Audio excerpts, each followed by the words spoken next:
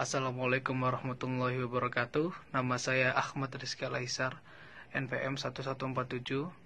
Di sini saya akan menerangkan tentang teori pendekatan tradisional dan teori pendekatan modern.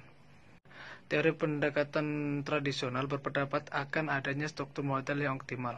Artinya, struktur modal memiliki pengaruh terhadap nilai perusahaan, di mana struktur modal dapat berubah-ubah agar bisa diperoleh nilai perusahaan yang optimal.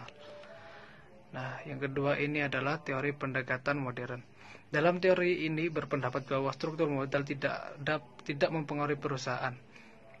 Selanjutnya teori ini tuh dibagi menjadi dua, yaitu teori MM tanpa pajak dan teori MM dengan pajak. Nah, MM itu yaitu maksudnya teori Modigliani dan Miller. Nah, teori MM yang tanpa pajak itu mereka berpendapat bahwa struktur modal tidak relevan atau tidak mempengaruhi nilai perusahaan. Nah, MM itu mengajukan beberapa asumsi untuk membangun teori mereka. Yang pertama yaitu tidak dapat agency cost. Yang kedua, tidak ada pajak. Yang ketiga, investor dapat berhutang dengan tingkat suku bunga yang sama dengan perusahaan. Yang keempat, investor mempunyai informasi yang sama seperti manajemen mengenai prospek perusahaan di masa depan. Yang kelima, tidak ada biaya kebangkrutan. Yang keenam, earning before interest and taxes.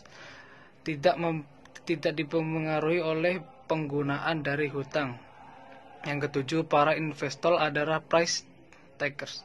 Yang kedelapan, jika terjadi kebangkrutan maka aset dapat dijual pada harga pasar atau market value. Nah, untuk yang teori MM dengan pajak ini,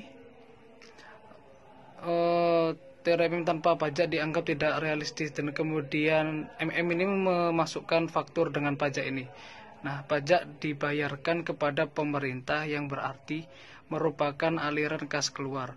Utang bisa digunakan untuk menghemat pajak karena bunga bisa dipakai sebagai pengurangan pajak. Oke, sekian presentasi dari saya. Assalamualaikum warahmatullahi wabarakatuh.